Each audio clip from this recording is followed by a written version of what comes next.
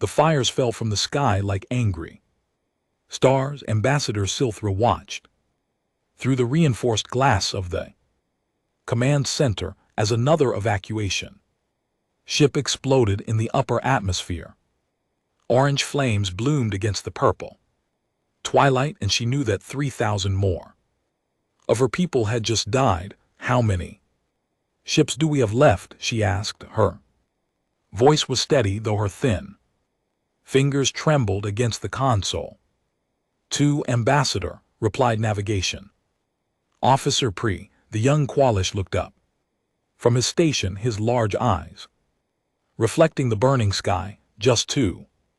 Silthra closed her eyes. 2 ships for 40,000 people. The mathematics of extinction were simple enough even for her old mind to grasp. She had lived for 200 cycles, had served her people for most of them, and now she would die with them on Kindergarten 7. The colony had been peaceful once. They had built gardens here, great spiraling towers of flowers and food that reached toward the gentle sun. The Questlesh were good at growing things. They were not good at war. In 3,000 years of galactic history, her species had never fought a battle. They had never needed to. The Krill had changed that in just 6 days. Another ship incoming, called out someone from the defense station. Krill destroyer entering low orbit. The building shook as something massive struck the shields. The lights flickered. Silthra gripped the edge of her console and waited for the rumbling to stop.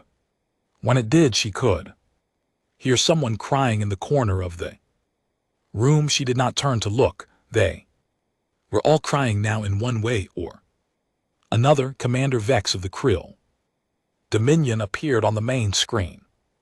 His face was covered in thick scales and his eyes were cold and yellow. The translator rendered his words in flat, mechanical tones. Qualish colony. Shields will fail in 1 hour. Surrender your resources and your people will be permitted to live as servants of the Dominion. Resist and we will burn everything. The screen went dark. Pre looked at Silthra with desperate hope in his eyes. What do we do? We send the distress call, she said quietly again. But Ambassador, no one has answered. The Galactic Council said this is an internal matter. They said I know what they said. Silthra moved to his station and placed a gentle hand on his shoulder. Send it anyway. Send it on every channel, every frequency. Someone might hear. Pre hesitated, then began typing. His fingers danced across the controls, composing the message that everyone knew was useless. The galaxy had rules, old rules, sacred rules. One species could not interfere in the conflicts of another. To do so would be to invite chaos, war, the collapse of civilization itself. Better to let the weak die quietly than to risk upsetting the balance. Silthra had argued against those rules once when she was young and foolish enough to believe words could change the universe. She had stood before the council and spoken of justice, of mercy, of the duty of the strong to protect the helpless. They had listened politely and done nothing. They always did nothing.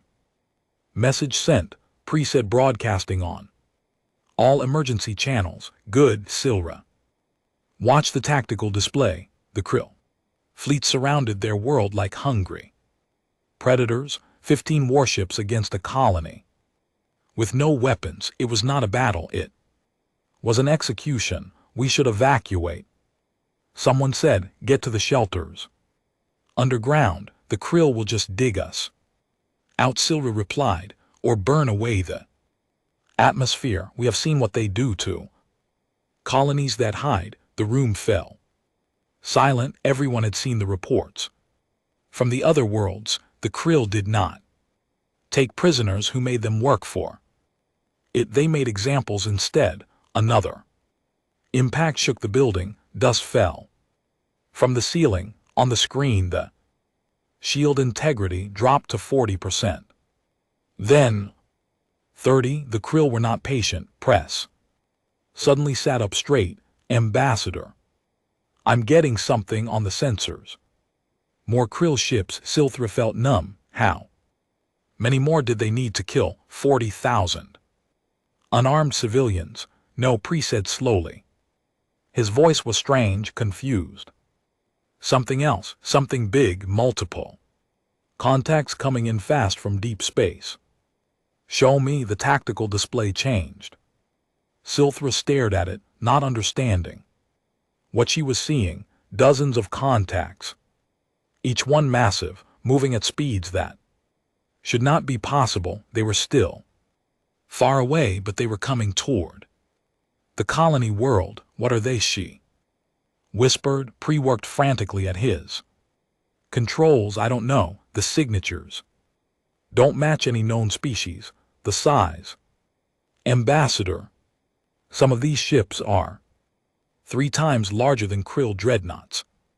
And they're accelerating. They're still accelerating. Could it be the Council? Someone asked hopefully. Maybe they changed their minds. The Council doesn't have ships like this. Pre said. Nobody does. Silthra felt something strange in her chest. It took her a moment to recognize it. Hope. Dangerous, painful hope. How long until they arrive at their current speed? 18 minutes. 18 minutes. The shields would fail before then. The Krill would begin their landing, but something was coming. Something unknown. Something that had heard their distress call and was rushing toward them with impossible speed. The building shook again, harder. This time, Silra fell against the console. When she pulled herself up, the shield display showed 15%. The Krill were hammering at their last defense with everything they had. They know, Pre said, staring at his screen. The Krill know something's coming. Their fleet is repositioning. Can you identify the incoming ships yet? Still trying. Wait. I'm getting a transmission from the incoming fleet. It's addressed to us. Put it through. Static filled the room, then a voice speaking in a language the translator struggled to process. The words came out choppy and strange. Qualish colony received your distress call. Help is arriving. Hold on. The transmission ended. Silthra stood very still. In 3,000 years of galactic history, no distress call from a losing side had ever been answered. The strong did not help the weak. The powerful did not risk themselves for strangers. These were the rules that held civilization together. Someone had just broken them. Ambassador Pre said quietly. Who are they? I don't know, she replied, but they came against all reason and history and law. They came. The tactical display updated. The unknown fleet had entered the system. They were spreading out, forming attack patterns Silra had never studied warfare, but even she could recognize the shape of what was coming. The Krill are hailing the incoming fleet, someone reported, demanding identification and warning them away. Are they slowing down? Silthra asked. No, Ambassador. They're still coming. They're coming. Right at the Krill fleet. The shield display dropped to 5%. Outside, the sky was full of fire. The Krill were preparing for ground assault. Their landing craft moving into position. But something else was coming. Something that had crossed the stars, because someone was screaming. Something that did not care about rules or history or the way things had always been. Silthra looked at the incoming ships and wondered what kind of species would rush toward a battle they had no reason to Fight what kind of people would risk everything for strangers they had never met. She was about to find out. First human warship dropped out of faster than light travel at the edge of the Krill formation. It was massive, covered in dark armor that seemed to absorb light itself. Weapons bristled from every surface like the spines of some ancient predator.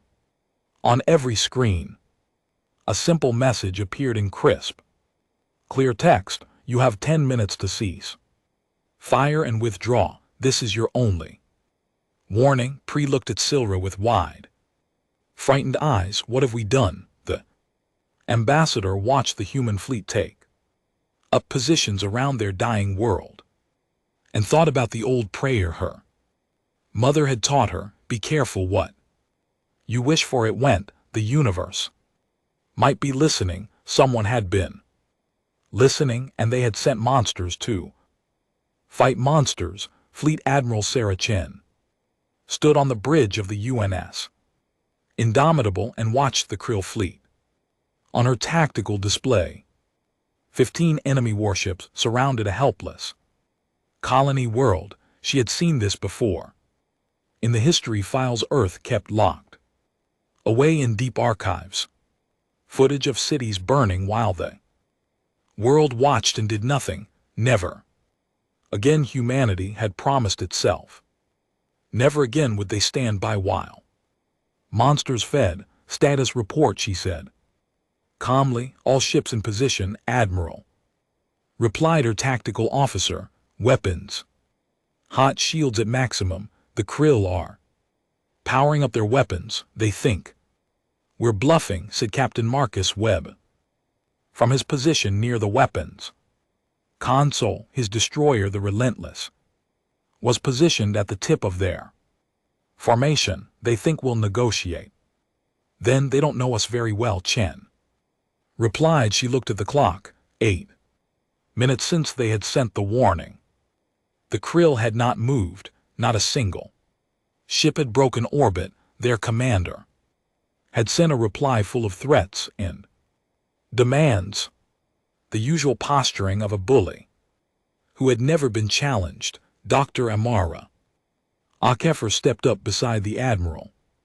The xenopsychology officer had been studying the scans of the Qualish colony below.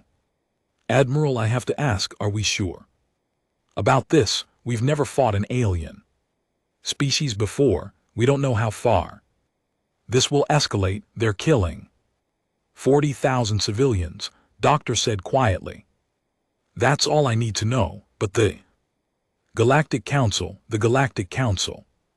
can file a complaint. Chen turned to face her. Earth spent 200 years tearing itself apart in wars. We know what violence costs. We also know what silence costs. I'll take action over complicity every single time. Akeper nodded slowly. She had read the same history files. She knew about Rwanda, about Syria, about all the times humanity had failed its own people because intervention was too complicated, too expensive, too risky. The scars of those failures ran deep. That was why humanity had built this fleet. The UNS Indomitable was a dreadnought, one of 3 in service. It had been designed to defend Earth from asteroid impacts, to fight in the brutal gravity wells of gas giants, to operate in environments that would crush vessels from gentler worlds. Its armor was 30 m thick, in places composed of materials that could withstand the pressure at the bottom of Earth's oceans. Its weapons could crack continents. Earth was a Class 12 death world, humans built accordingly. 6 minutes, announced the tactical officer. Admiral, we're receiving a transmission from the Krill commander, said the communications officer. He wants to negotiate.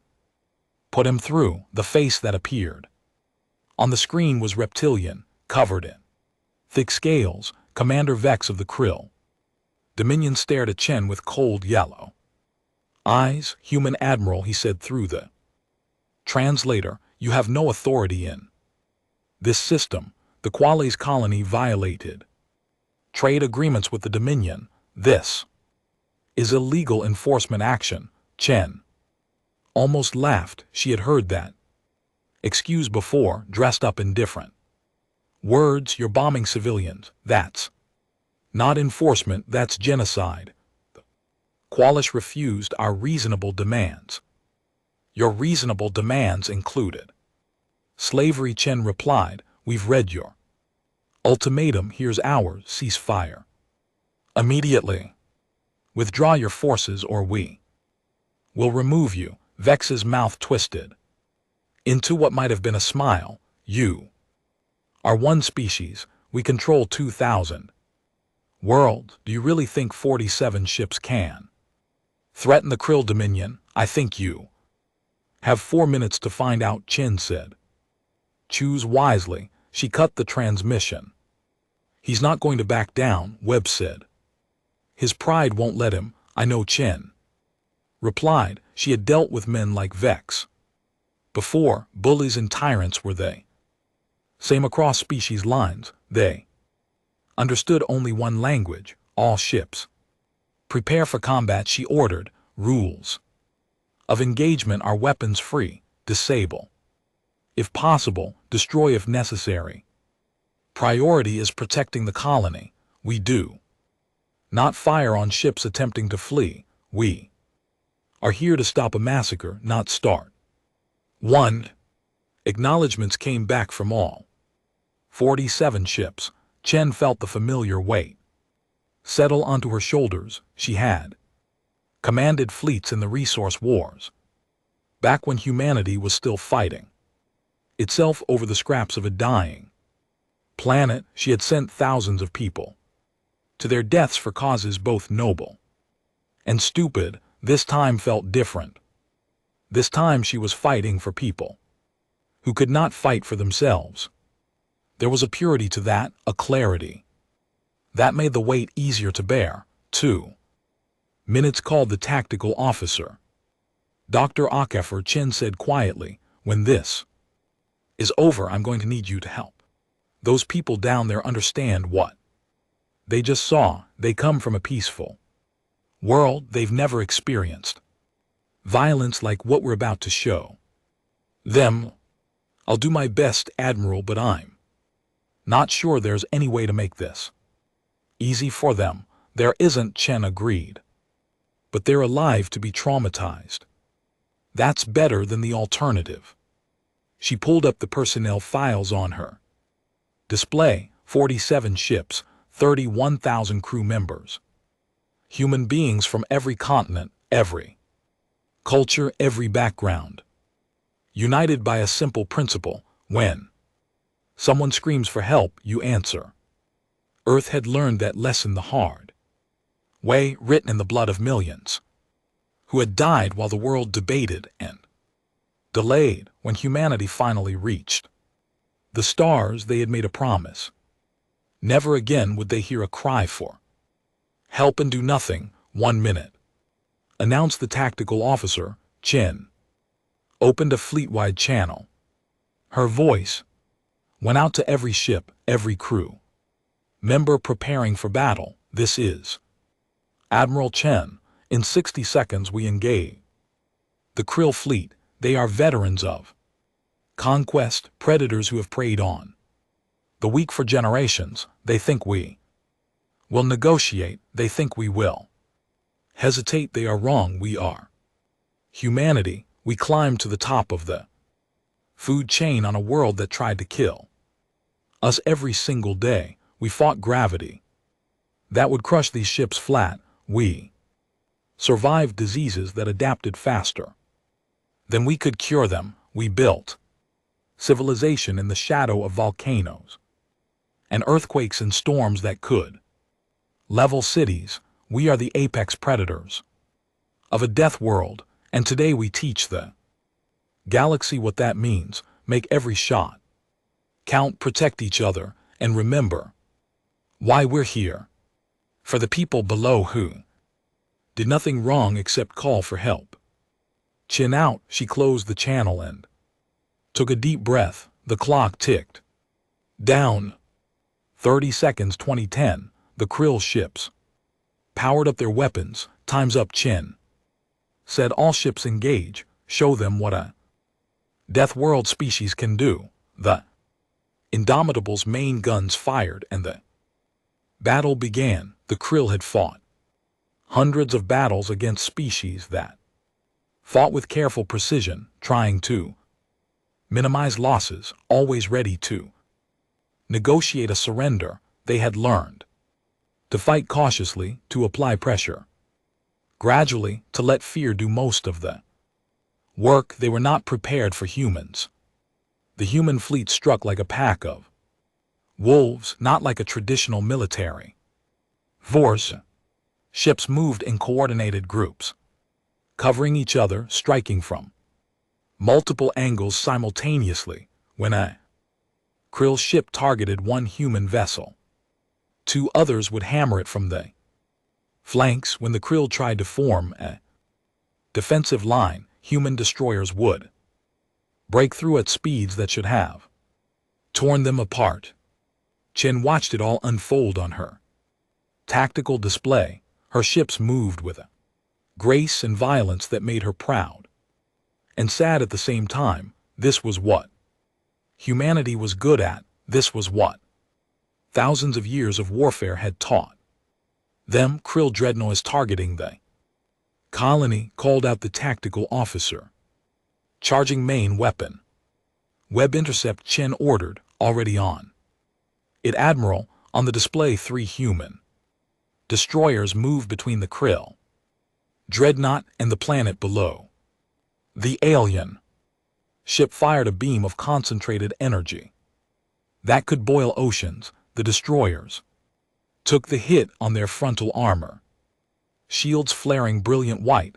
Damn it. Report, Chen demanded. Relentless took heavy hits, came Webb's voice over the comm, tight with pain. Hull breaches on decks 4 and 5, but we held. The colony is safe. Fall back and get those breaches sealed. Negative, Admiral. We still have fight in us. That was humanity in a nutshell, Chen thought. Too stupid or too brave to know when to quit. The battle raged for 34 minutes. When it ended, the Krill had lost 70% of their fleet. The survivors fled toward the edge of the system, their engines screaming as they ran from the monsters. They had awakened. Chen let them go. She had made her point. Lieutenant Commander Jackson Hayes watched his tactical display and grinned. It was not a nice grin. It was the expression of a predator about to strike. Raptor squadron, form up on me, he said into his comm. We're going hunting. 12 human fighters launched from the Indomitables Bay and Stree toward the Krill formation. Hayes felt the acceleration press him back into his seat, felt his heart pound with the thrill of combat. This was what he had trained for his entire life, not fighting other humans over resources and territory, but protecting those who could not protect themselves. The Krill had never fought human pilots before. They were about to learn a hard lesson. Enemy fighters incoming, called out his wingman. 30 contacts, only 30. Hayes laughed. They're making this too easy.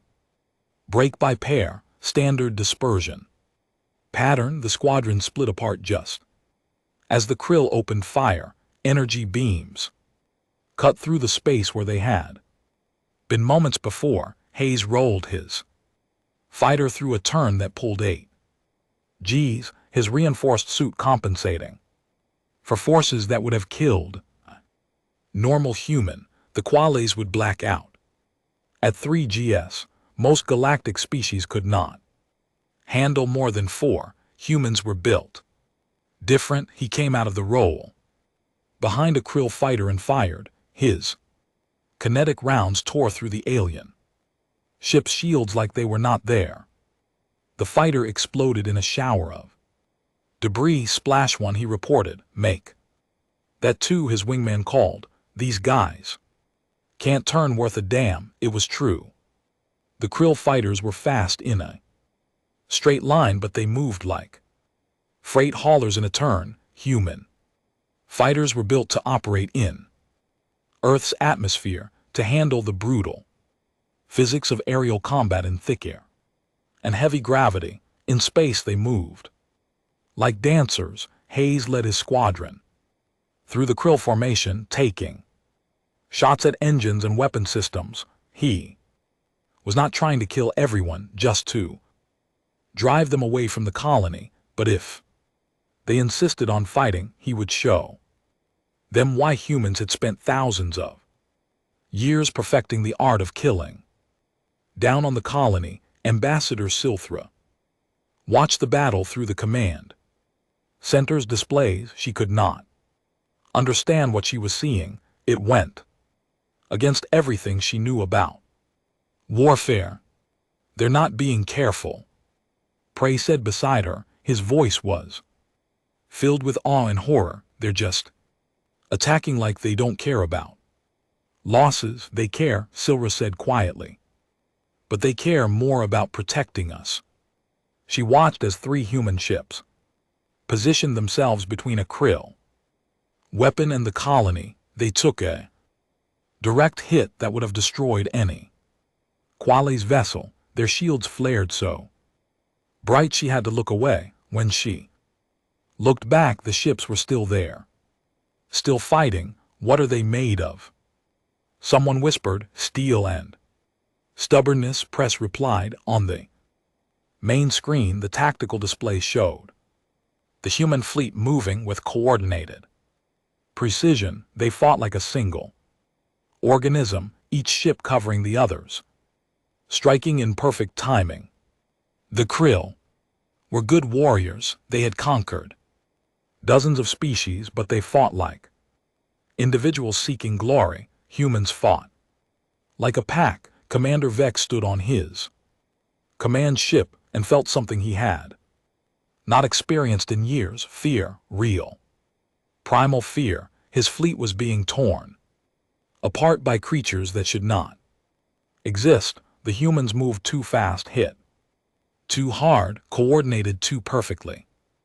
When he tried to target their weaker ships, they would sacrifice stronger ones to protect them. When he tried to break through their lines, they would reform faster than his sensors could track. How many have we lost? He demanded. 8 ships destroyed, 4 crippled, his tactical officer reported. Her voice shook. They're not taking our surrender signals. Then broadcast on all channels. Tell them we withdraw. Tell them, sir, 3 human destroyers are moving to intercept us directly. Beaks looked at his display and saw the human ships coming straight at his dreadnought. They were tiny compared to his vessel, but they moved with such focused intent that he knew they would ram him if necessary. These were not rational warriors seeking victory with minimal cost. These were madmen willing to die to protect strangers. All ships retreat, he ordered. Maximum speed. Get us out of this system. His pride burned as he gave the order, but his survival instinct burned hotter. He had fought many species in his career. Prey species who begged for mercy, predator species who respected strength and retreated when outmatched. He had never fought someone like this, someone who came when called, someone who fought like the universe was trying to kill them, someone who looked at 47 ships against 15 and saw not a challenge but a rescue mission. Commander, the humans are breaking off pursuit, his tactical officer said. They're not following us. Vex looked at his sensors and saw it was true. The human fleet had stopped at the edge of the colony's gravity. Well, they were not chasing the Survivors, they were letting them run. They're not here for conquest, he said. Slowly, they're here for the Questless. He understood then what he had done. He had attacked the weak while the strong were watching. In the galaxy, he knew the strong did not care, but these humans were different. They were strong in ways the Dominion had never imagined, and they used that strength not to conquer but to protect.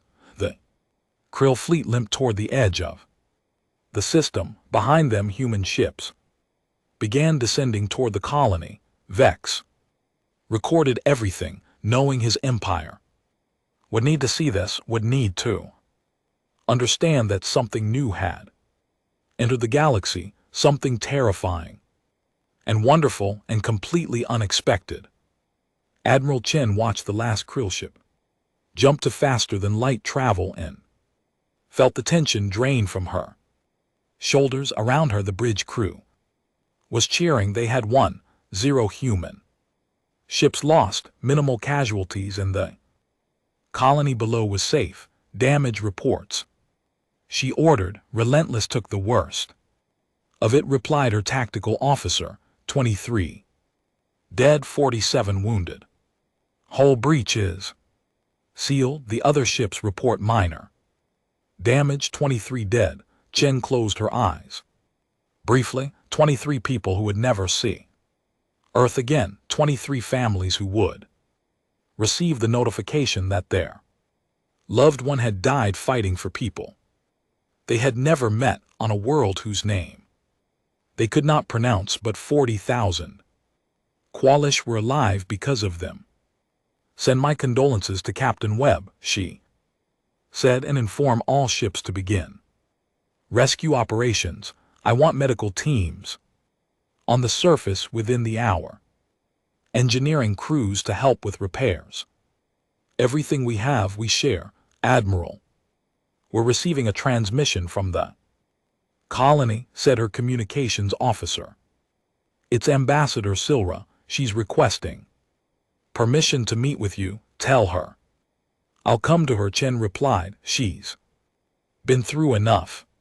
She shouldn't have to come to us. An hour later, Chen stood in the ruins of the Qualish Command Center. The building had taken several hits during the bombardment. One wall was completely gone, open to the purple sky. Rubble covered the floor. Blood stained some of the consoles. Ambassador Silthra approached her slowly. The Qualies was tall and thin, almost fragile looking. Her skin was pale blue and her eyes were large and dark. She moved with careful grace, like she might break if she stumbled. Chen, in her combat armor, felt like a tank standing next to a flower. Ambassador, Chen said, her translator converting her words to Qualish. I'm Fleet Admiral Sarah Chen.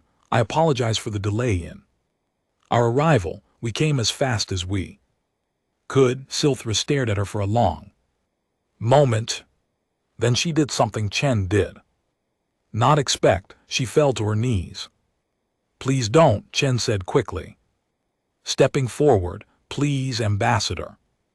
You don't need to. You came. Silra whispered. Her voice broke. In 3,000 years no one has ever come. We sent the call, expecting silence, expecting death, and you came. Chen knelt down, carefully trying to make herself smaller, less intimidating. Even kneeling, she was taller than the standing Qualish around them. Someone was screaming. She said simply, that's enough reason. But why? You don't know us. We have nothing to offer you. Why would you risk your people for strangers? Chen thought about all the history lessons, all the wars, all the times humanity had failed to help because it was too complicated or too expensive.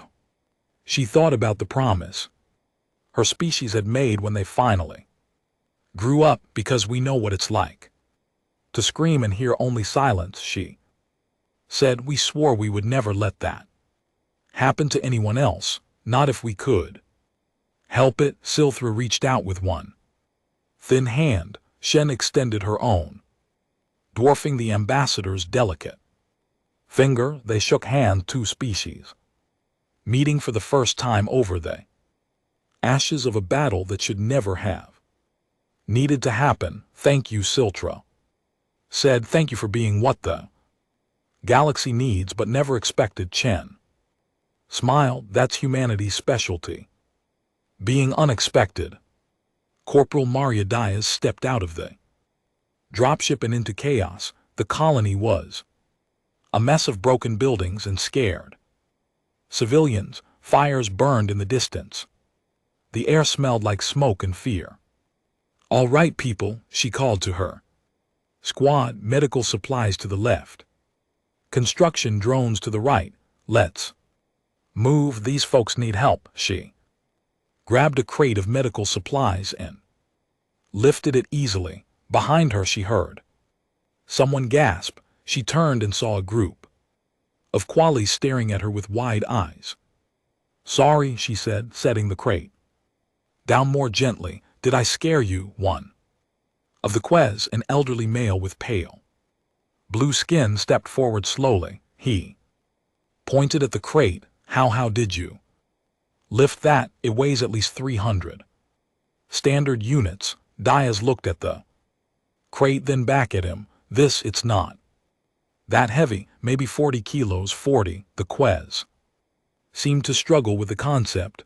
Our strongest workers need machinery to move such weight. You lifted it like it was nothing. Oh, Diaz looked down at her arms. She was not even that strong by human standards. Yeah, I guess Earth has higher gravity than most places. We're all pretty strong compared to I mean. She trailed off, realizing she might be making things worse. Dr. Akaper had warned them about this. The Questlesh came from a gentle world with low gravity. Average human strength would seem superhuman to them. It's okay, the elderly Quali said kindly. We are grateful for your help, no matter how strange you may be. Diaz smiled and got to work. Over the next few hours she watched her fellow humans interact with the Quales. It was awkward and beautiful. At the same time, humans trying to be gentle with people who seemed made of glass. Quales trying to understand creatures who moved with casual violence through their damaged world. At one point, Diaz saw a human engineer casually push aside a piece of debris that had trapped 3 Quales in a building. The metal beam was as thick as her leg. She just grabbed it and shoved it out of the way. The Questles she rescued looked at her like she was a god. We're not gods, Diaz wanted to tell them. We're just from a really mean planet. Dr. Amara Akafer sat across from Ambassador Silthra in what remained of the diplomatic quarters.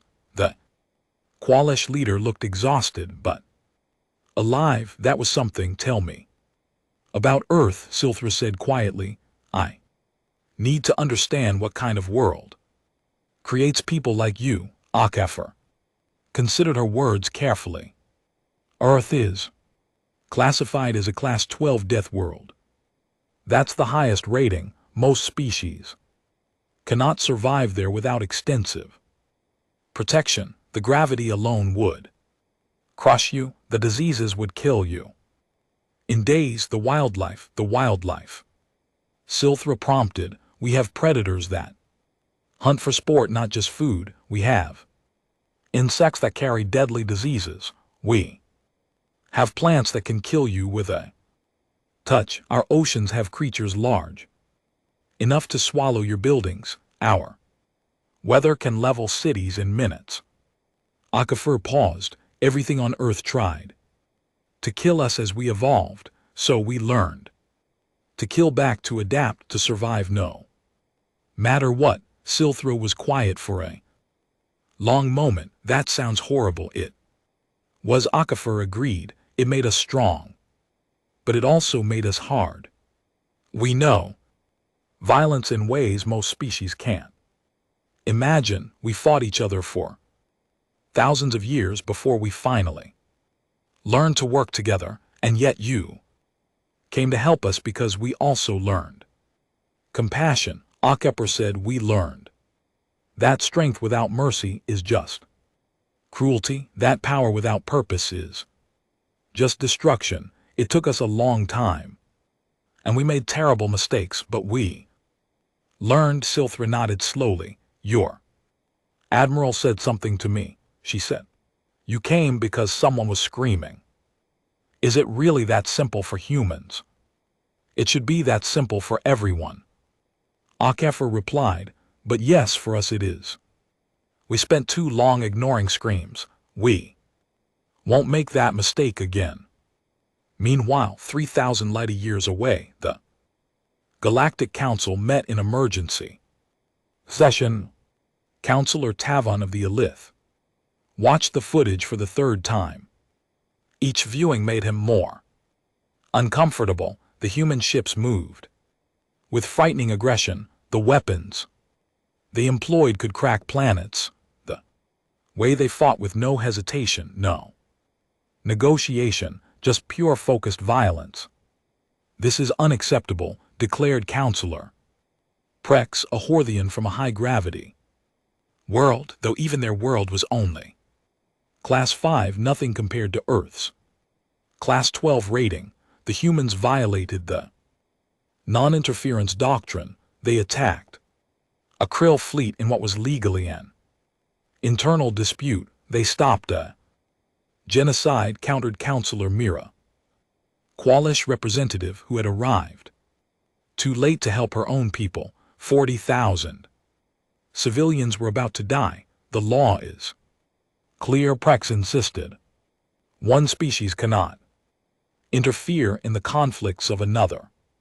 To do so invites chaos. To not do so invites atrocity. Mira shot back. Tan raised a tentacle for silence. As senior counselor, he had the responsibility of finding consensus. We must consider what precedent this sets. If the humans can ignore non-inference, what stops other species from doing the same? What stops wars from spreading? What stops genocides from succeeding? Mira demanded. The council chamber fell silent. I have studied the humans, Tivon said finally. They are unique. They evolved on a world that should not have supported intelligent life. Class 12.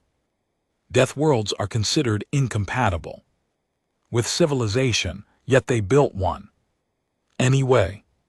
They are physically powerful, mentally resilient, and socially cohesive in ways we do not fully understand.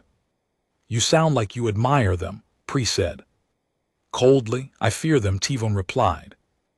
Honestly, any species that can survive Earth is dangerous, but I also fear what happens if we try to stop them. Did you see the footage? They defeated a Krill fleet in half an hour. The Krill have been expanding for centuries. The humans stopped them without losing a single ship. So what do you propose? Asked another. Counselor Tavon thought carefully. We do nothing. We observe. We do not sanction them because we cannot enforce such sanctions. We do not embrace them because we do not understand them. We wait and see if they are saviors or threats, and if they're both, Mira asked quietly, then we pray they remain pointed at our enemies and not at us. The vote was close, but the decision was made. The Galactic Council would take no action against humanity. They would watch, wait, and hope they had not just unleashed something they could not control. Back on Tender Garden 7, Navigation Officer Pre stood with Admiral Chen on a hill overlooking the colony. The human ships were still in orbit, protecting the world as repairs continued below. Can I ask you Something, Prey said. Of course, in your message you said you've received 847 distress calls in your history, and your government's ignored 846 of them. That's terrible, Chin nodded. Slowly, it is. We're not perfect, we made mistakes, horrible, unforgivable mistakes, but we learned from them. That's what matters. What changed? What made you decide to come this time? Chen was quiet for a moment, looking up at the stars. A long time ago humans had a saying, never again. We said it after each tragedy, each genocide. We failed to stop, but we kept failing, kept ignoring the screams because intervention was too complicated, too expensive, too risky. We said never again so many times it became meaningless. She turned to face pressure. When we reached the stars, we made a new promise. This time we meant it. No more debates, no more delays. Someone screams, we answer. Simple as that. But what if the Krill come back? What if they bring their whole empire? Then we'll fight them, Chen said calmly. We're very good at fighting. It's what our world taught us, but we're also good at protecting. That's what we taught ourselves. The Krill will learn that lesson one way or another. Pre looked at the human ships in orbit, massive and powerful and ready for violence at a moment's notice. They were terrifying. They were also the most beautiful thing he had ever seen. Thank you, he said, for coming, for fighting, for caring about strangers. Chen put a hand on his shoulder. Her grip was gentle but press could feel the strength in it. Strength that came from climbing to the top of a food chain on a world that tried to kill everything on it. You're not strangers anymore, she said. You're under our protection now, and humans take care of their own. High above them, human fighters patrolled the sky.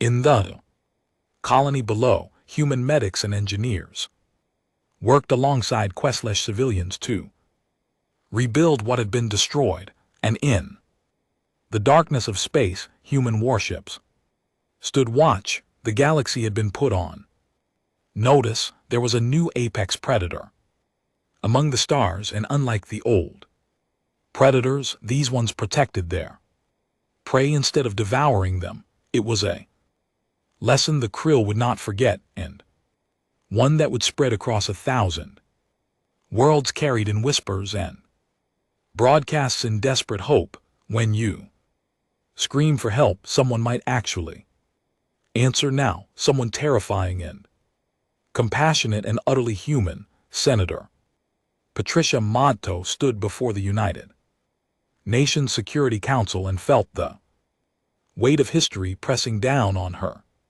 shoulders. On the screens around her, images from Tender Garden 7 played on repeat. Human ships destroying Krill vessels, human medics helping alien civilians, human engineers rebuilding a world they had never seen before.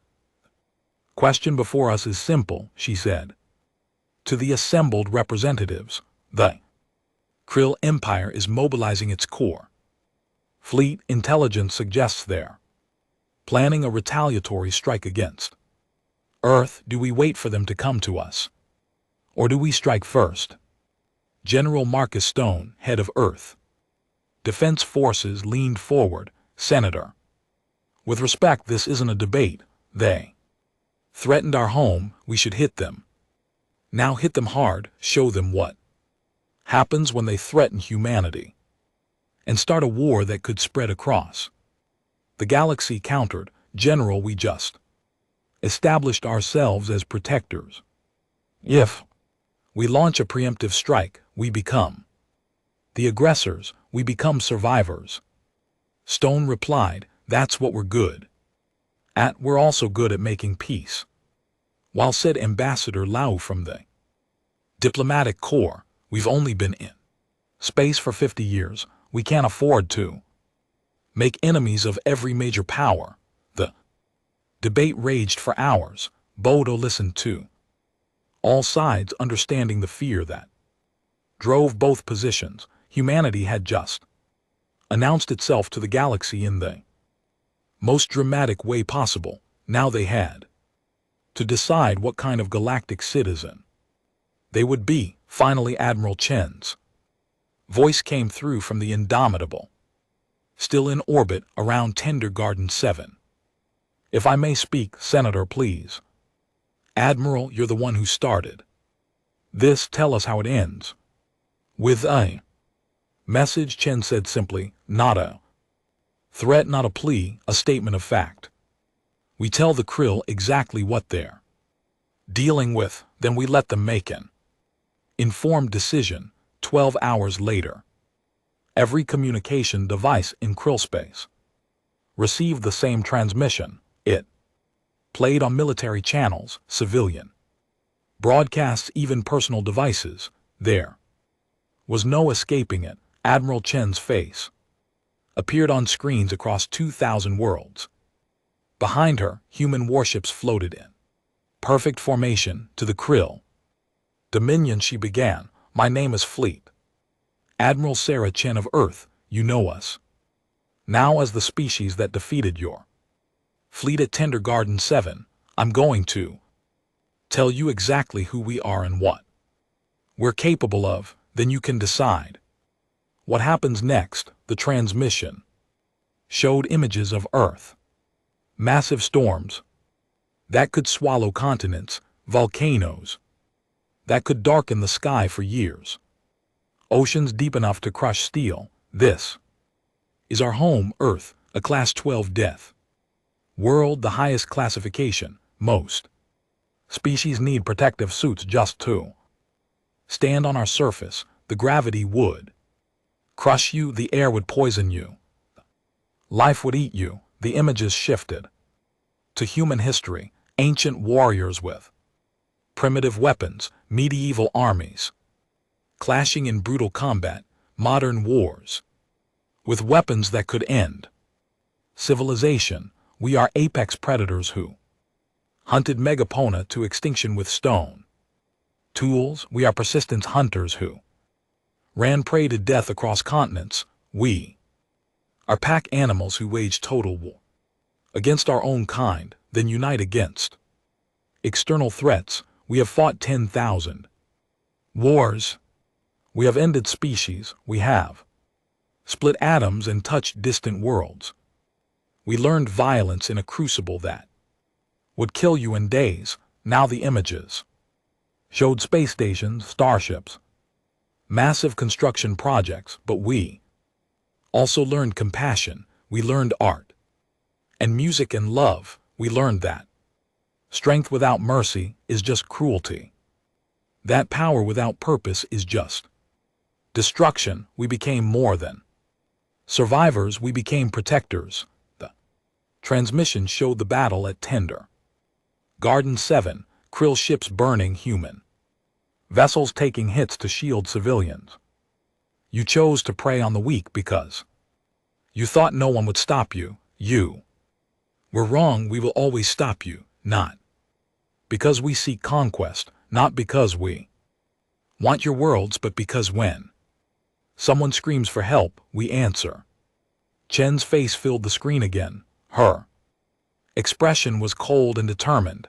You have 72 hours to release every slave in your empire, to withdraw from every conquered world, to submit to galactic council oversight. If you do this, we will help you transition to peaceful coexistence. We will share our technology, our resources, our knowledge. We would rather have you as allies than enemies. She leaned forward slightly. But if you refuse, you will learn what a real death world species can do. When we stop holding back, we will dismantle your empire piece by piece. We will free every slave. We will protect every victim, and we will not stop until you are no longer a threat to anyone. The transmission showed the Human fleet massive and powerful weapons, bristling from every surface. This is not a negotiation. This is not a threat. This is a statement of fact. You can adapt or you can be removed. The choice is yours. You have 72 hours. Choose wisely. The transmission ended. Emperor Kriltak sat in his throne room and watched the human message for the 5th time. Around him, his military advisors argued about strategy and honor and pride. He ignored them and focused on the images of Earth.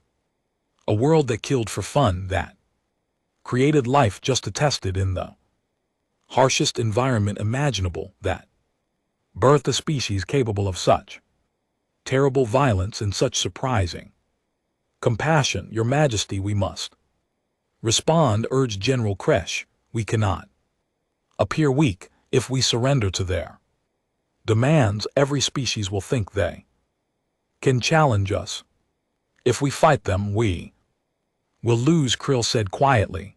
The throne room fell silent. Your Majesty, Kresh said carefully, I have reviewed every scrap of intelligence we have on humanity. The Emperor continued. They have nuclear weapons capable of sterilizing worlds, biological weapons that adapt faster than we can defend, kinetic weapons that can shatter continents. They built all of this not to conquer their neighbors but to survive their own planet. He stood and walked to the window, looking out over his capital city. They fight with a unity we cannot match. When one of their ships is damaged, others sacrifice themselves to protect it. When their people are threatened, they mobilize entire fleets without debate or delay. They have something we lack, General. They have a cause beyond conquest. Then what do we do? Kresh asked. Kriltak thought about his empire, 2,000 worlds, built on the backs of slaves and conquered peoples, built on the principle that the strong take what they want and the weak exist to serve. It had worked for centuries, but the humans had changed the rules. We adapt, he said. Finally, we release the slaves. We withdraw from conquered territories. We submit to oversight, and we hope the humans are as compassionate as they claim. But Your Majesty, the shame. There is no shame in survival, General. Only in extinction. Kriltak turned to face his advisors. The humans could destroy us. They chose to offer mercy. Instead, that is not weakness. That is the confidence of a species that knows it has already won. He returned to his throne and made the hardest decision of his reign. Send the message. We accept their terms and pray to whatever gods might listen that we never have to face them in true war. 71 hours after the message was sent, the Krill Dominion announced its unconditional acceptance of human demand. Across 2,000 worlds, slaves were freed, conquered peoples were given back their autonomy. The greatest empire in the galaxy humbled itself before a species that had been space-faring for less than a century. The galaxy watched in shock. 6 months later, Ambassador Silthra stood in the newly built human embassy on Tender Garden 7 and marveled at how much had changed. The colony was rebuilt better than before. Human construction techniques had created buildings that could withstand the kind of bombardment that had nearly destroyed them. More importantly, the Quez were no longer afraid. They walked among human engineers and soldiers with familiarity. Now children played near the Marines who pretended to be scared of toy weapons wielded by beings who could barely lift their armor. Ambassador Press called running up to her. He had been promoted to deputy navigation officer, and served as liaison between Quales and human forces. "There's something you need to see." He led her to the communication center and pulled up a display. It showed the Deep Space Monitoring Network, the same system that had received their original distress call. "Another SOS," Prey said quietly. "From the Velton Commonwealth. 200 light-years from here. They're under attack by pirates. They sent a distress call on all channels." Silthra felt her heart clench. Did the council respond? "No, but look." Press pointed to the display. 3 human ships are already en route. They left Earth's defense perimeter the moment the call was received. No debate, no delay, just response.